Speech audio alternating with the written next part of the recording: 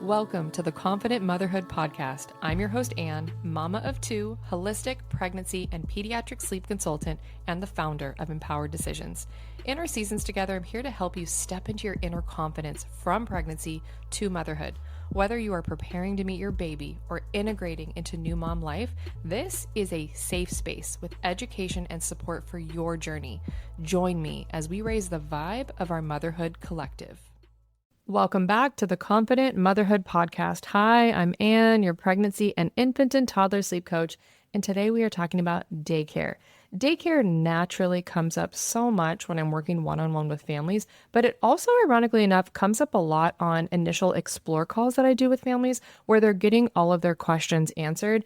And since I do work with a lot of families with young babies, we're talking 3, 4, 5, basically essentially under the age of 6 months, usually this is an age where moms are going back, right? We're leaving our maternity and our paternity leave, and we're thinking about these next steps with our little one. Okay, they're going to transition to daycare, and what is this going to look like? And what questions should I be asking? And is sleep going to be okay there? And if we're coaching and then my little one's going to daycare, is this going to set them back in any way? So these are just really common questions. And I always put families like, you can rest assured I've got you. I've had a daycare Word document for a long time that I just started sharing with families because obviously when you're sleep training, it's not really about daycare, but this is a common situation. This is a common transition that parents and babies are going through. So years ago, I was like, you know what? I'm just going to put together a document of these are the questions I want you to ask. This is the transparency I want you to have. This is the prep that I want you to be doing so that we can set yourself and your baby up to have as smoothest transition to daycare as possible. Okay, before we get into the list of questions and recommendations that I have, I just want to pause for a second and talk about this transition back into work and with daycare, because it's oftentimes an emotional one. And there are absolutely, if you fall into the category of I am so ready to get back to work, I'm so ready for my child to be in daycare, that is okay. But oftentimes there's just a lot of emotions that come up, especially if you are going back to work early and you have a young baby. Oftentimes we feel like we're not ready yet, or like we're just kind of just feeling this rush and, oh my God, I have to drop my little baby off at daycare, because we know in many other parts of the world, maternity and paternity leave is so much longer than we get here in the United States. So I just want to kind of pause and just hold space for any of the feelings that you may be feeling in this transition, because all of that is a part of it. A little tidbit story about me is my first son is the entire reason that I'm a sleep coach. And it was a really tough newborn phase. Essentially 0 to 4 months was really challenging with sleep, and he was tongue-tied and you're learning to nurse and all these things. But there was no sleeping. Like he was, waking up on and off throughout the entire night, and naps were a challenge. And I kept thinking, how the hell am I supposed to go back to work at 5 months? Thankfully, a lot of women only get 6 weeks or 12 weeks or 3 months, whatever, right? And I was so thankful for that time, but I couldn't in my mind wrap around how that was going to look when he wasn't sleeping. I'm like, he's attached to my boob 24 hours a day. Like, I just couldn't even envision what sleep at daycare was going to look like. So I coached him right at 4 months, and it was the most incredible experience and a big reason why I'm a sleep coach today. And I had 1 month. I had 1 month between month 4 and month 5 that I was able to pump and have milk and get him on a good schedule and a routine and feel like, okay, I've got this, so that I have the confidence to take him to daycare. And I come across this a lot when I'm having daycare conversations with parents on, we don't know what this looks like right now. This is challenging. We know we want to be doing sleep coaching with you, and we want to feel confident. I want to be able to drop my child off at daycare and trust that they can have a schedule and they can eat and they can take their naps, because I already don't want to be separating for them and having to go back to work majority of the time. And it is going to cause much more stress and burden on me if I don't feel confident with their sleep and schedule and eating when they're at daycare. And I can completely relate to that, because that was a big part of my story as well. So a big part of kind of setting your little one up, whether you are choosing to get them sleeping independently or not prior to going back to coaching, is having really good expectations and conversations with daycare so that you know what you're walking into. This is kind of like when I talk about pregnancy and birth. We're not assuming anything here. We are asking questions and we're educating ourselves so that you know exactly what that's going to look like. So let's start off with this list of questions. The first one, and these aren't necessarily in order of priority, these are just how I put together the questions. I think it's always a good idea to understand the other children's ages at your child's daycare. And here's why. Let's say because this could be a home daycare or this can be more of a facility. But let's say in more of the home daycare vein, you may have little ones that are 3, 4, 5 months, and you may have a 9-month-old, and you may have a 2-year-old, and there could be a mix of ages. And when there's a big mix of ages, oftentimes scheduling gets grouped by ages, which means your baby may or may not be on an age appropriate schedule. So when we can go into it and be like, hey, what other little ones are around about my child's age? And once we know that, then we can ask the question of how do you do your scheduling? So some daycares may follow more set schedules, meaning this age group is napping at this time, or they may follow awake windows and share that with you. Your child's about this age, we would be following about this awake window. Or they may ask you, we will honor what scheduling and wake windows you are following, which is always the most ideal, because then you can have that consistency between home and daycare. But it's not always the case, and it's not always absolutely necessary that it has to be exact to home. We just really want to understand how they do their scheduling so that you can make sure, okay, when my child is going, this is how old they are, this is what their scheduling is going to look like, and we can start to have some better expectations. Sharing another personal story, when I took my son at 5 months, he was in a home daycare, and he was kind of in a transitionary daycare, the daycare that I was initially wanting to get him in. I had been on a wait list, I swear, since I was like 3 or 4 months pregnant, San Francisco be like. And I was like, you know what? This is a great home daycare. They could take him right away. It was not that far from work. I was very thankful for that. And they were very much like, just tell us what schedule he's on. So what I did in the mornings, because obviously babies can wake up at 6 a.m., babies can wake up at 7 a.m., right? There's a big variety. And when they're on a wake window schedule, my son was 5 months when he went to daycare for the first time. 5-month-olds are about 2 to 2.5 hours of awake time. So if he was up at 7, then he was going to be going down by 9, right? Or if he was up at 6, he's probably falling asleep on my 8 a.m. drive into the office. So those are the things that can kind of kick off their day on when does that first nap happen. So thankfully, and I had shared with my daycare, they were probably sick of me in the beginning with all my questions, like, hey, I'm a sleep coach. I'd really love to prioritize his sleep. And what does this look like? So just tell us. So what I would do is I would do the math for them, because they're taking care of multiple children, right? And I just wanted it to be as easy on them as possible. And I've had a lot of families over the years have success in doing this because it's easier for daycare. Again, if daycare already is open to, hey, we can follow what you want, where I would tell them he woke up at this time, nap 1 is at this time. Then they could just follow their awake window schedule for the rest of the day. So it wasn't like I was reporting in every couple hours, okay, he needs to be going down here. I've done the math on it. I just helped them to kick off his day. The next piece of this scheduling question is, what transparency do you have within your child's schedule? So some daycares will just write it down, whether it's on a board or a paper by child, like what their schedule was for the day. So when they went down for naps, how long they slept. Some even have apps, which are really great because then you can just log in and see what's going on. But asking that question up front of like, how is their sleep tracked can really be helpful. Now, I always share this with families too. Let's say worst case scenario, you got nothing. You don't know when they took their naps. You don't know how long those naps were. At least if daycare can give you something, can they give you the last nap of the day, and can they give you the duration of that nap? Why? Because that allows you to make decisions at home, which is where you can control sleep. That's where we can decide when their bedtime timing is, or let's say you pick them up more in the afternoon, when that next nap is going to be. That's how we start preventing the compounding or the snowballing of overtiredness, where maybe they had a great day and we don't know, or maybe they had a not so great day. But at least if we know what they're coming off of, we can make decisions at home accordingly, which can be like such a game changer, can really save you picking up your little one from daycare and making decisions at home. Next, let's talk about the sleep environment. I also pretty candidly share that most sleep environments at daycare are pretty terrible. Like, they're not the most optimal, dark, sound machine. It's usually on the brighter side, and usually it's not white noise playing, although some, do or might. It's usually like lullabies or some music is playing, and, maybe the room has all the children in it, or maybe they're kind of separated into a few different rooms. It's just not always optimal. It's not always kind of what we're setting up at home, especially when it comes to sleep coaching. So again, it's just a transparency thing. Whether you're taking a tour, which a lot of parents missed out on during lockdown time, where you're just kind of sending your little ones to daycare and you don't really have a full vision of what type of sleep environment they're going to be in. But tour or, a FaceTime or videos, photos, anything that you can see of like, this is where my child's going to be sleeping.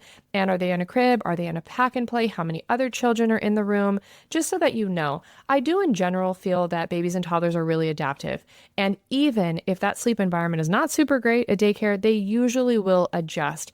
Some babies, which this I think is going to be another episode this season about noise and light and scheduling. Every baby is kind of on a spectrum in that way of some babies are more or less light sensitive, more or less noise sensitive, more or less schedule sensitive. And that plays a role in daycare where if it is light or more noisy and your little one does rely on more of a perfect sleep environment a little bit more, that's just kind of their sleep personality, then they may struggle a little bit more either in general or just in the transition. So I think when we at least know what's going on and we can visualize or we know exactly what that sleep environment is, great. Now, I always say ask, shoot for the stars, ask for what you want. So my son had to bounce around quite a bit in those first 18 months. He was in how many? 3. I think he was in 3, like a home daycare to more of a facility to back into a home daycare. And I was a 2 out of the 3. I think I got what I wanted, where I just offered, I'm like, hey, can I, pay for, bringing in some suction cup blackout blinds. There was one that he was in where it was bright as day. It was like, there wasn't even any blinds on the windows. And I wasn't so much worried about him learning to sleep there because he was an independent sleeper, but I was a little bit worried about what quality he was getting. And sometimes it happens. I've shared that with families over the years. Just ask hey, do you mind or if they won't, and they're like, no, we're not going to put him any blackouts. You're like, hey, can you have my baby in this corner? Is that a possibility? Just ask. Worst case scenario, they're just going to say no. Now, another thing that's pretty common for daycares to say no to is at home, it's normal for babies to sleep in sleep sacks and have a lovey or a snuggle buddy at some point, right? Depending on their age. And a lot of daycares don't allow that. They don't allow sleep sacks or loveys, and that's okay. I think it's a mix. The daycares that my son was in, pretty sure 2 of the 3 allowed it and then 1 of them didn't. Again, children are adaptive. But if they do have it at home and daycare does allow it, I recommend you getting a backup, having a backup sleep sack or a backup lovey that they keep there and then you just bring it home every few days, wash it, that sort of thing. Because whatever they love at home, having that item of sleep comfort at daycare can also be really helpful. So again, it's just that we ask because worst case scenario, they're going to say no. And then that's okay. You know what their sleep setup is going to be at school. Oh, one more little tidbit, even though majority of this is focused around babies and transitioning to daycare, because this just came up. I did a TikTok the other day about toddlers who are still in a crib at home. Oftentimes when they're transitioning, sometimes that's even at 12 or 15 months or 18 months, where they're in a cot at daycare. And I've gotten the questions from parents on, do I need to transition them out of a crib at home because they're going to be in a cot at daycare? And that answer is no. Children are so smart and they can differentiate between this is my daycare or my preschool environment and this is my home environment. Please do not take that little one out of a crib and keep them in a crib as long as you can. Transitioning out of a crib around age 3 and above is ideal developmentally. Many toddlers are coming out of cribs earlier than that, but we don't have to transition just because they're going to be doing a cot at daycare. And cots at daycare, surprisingly enough, even for little ones who have never slept in a cot or any sort of open space, they do really well. And I think at daycare, there's structure and this is what we do here. Again, it goes back to that sleep expectation, and they learn that very quickly. Okay, next on the list, ask what are common ways in which they help babies to sleep. I say this even for families who I'm working with where we are teaching independent sleep because I want to know what's going on there. It's very normal for daycares to do let's say they go down for nap time and they'll sit next to the children and kind of pat or rub or give them comfort. If little ones have pacifiers, sometimes they have pacifiers at school. Some don't allow it. It is what it is. But knowing that is really important, especially when I am coaching with families or families are going to be heading into daycare after coaching.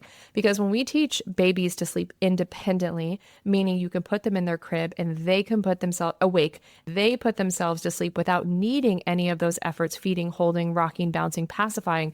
And then they go to daycare where they're aided again, they can regress. So when we are having an independent conversation and we now know, okay, at daycare, this is kind of their normal deal. This is what they do when all the little ones go down, or if they're separated nap time by age, when you know that, you can then ask daycare, hey, either we are in a coaching process right now, or I have already sleep coached my child, or I will be sleep coaching my child.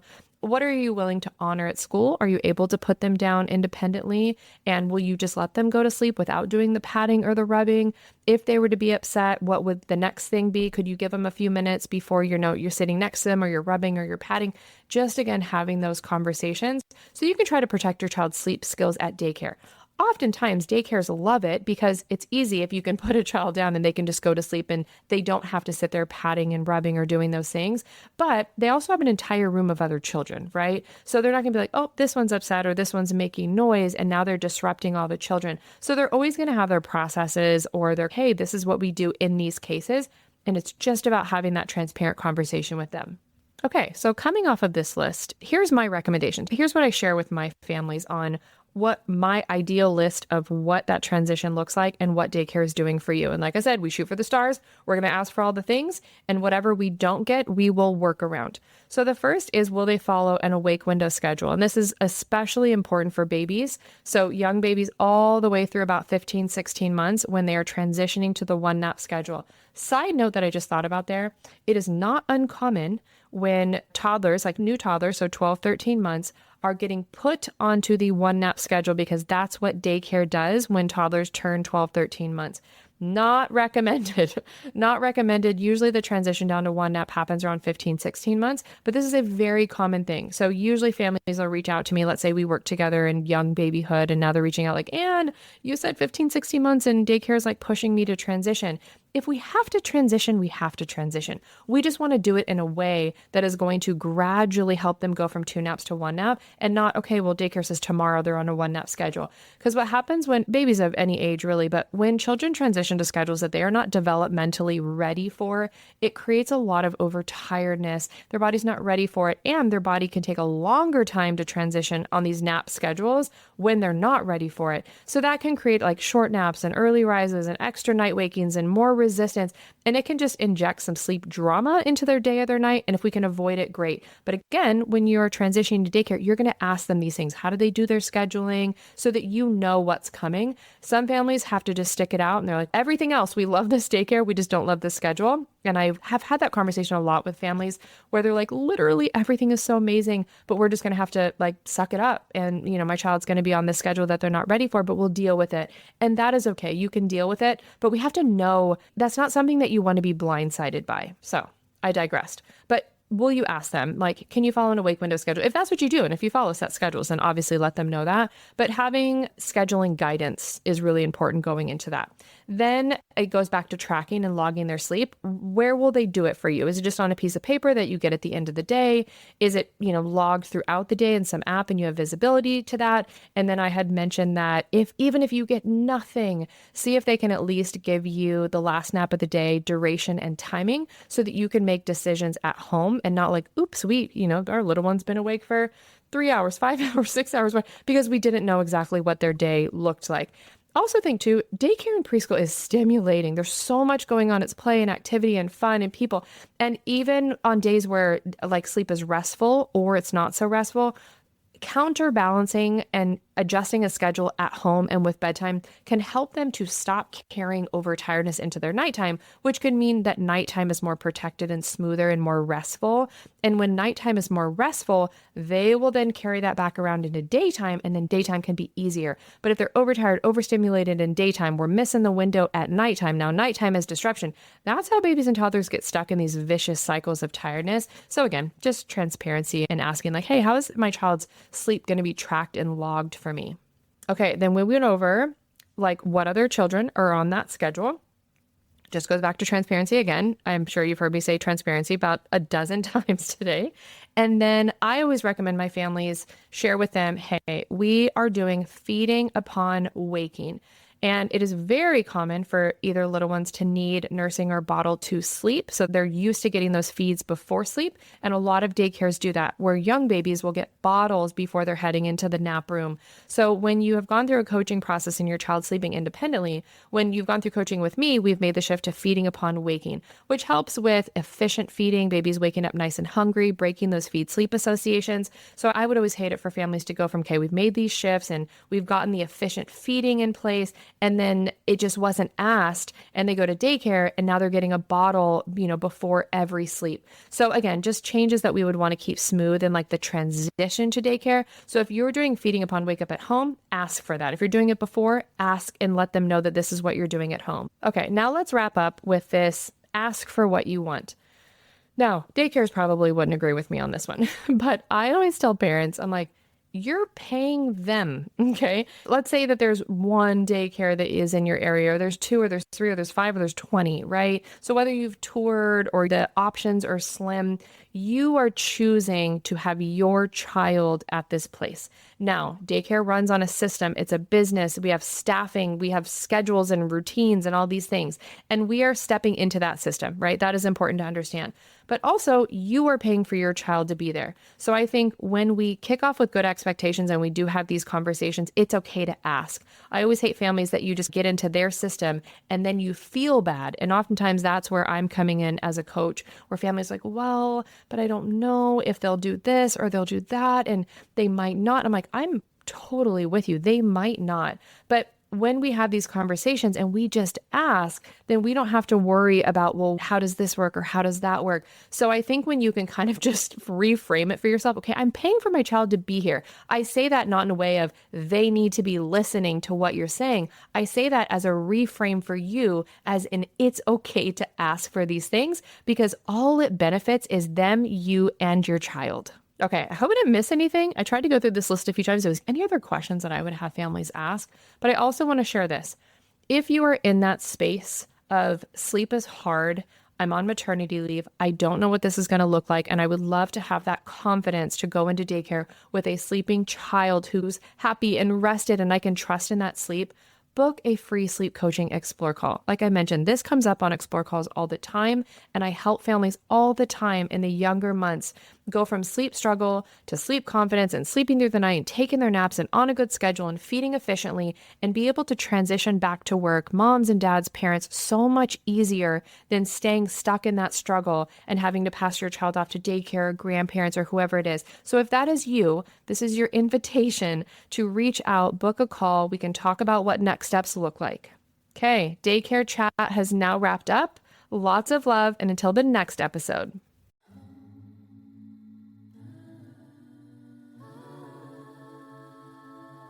Whether you're a tired mom struggling with your little one's sleep or an expecting mom looking for empowerment and advocacy as you prepare for birth, I'm here to show up for you with proven strategies and education to elevate your journey.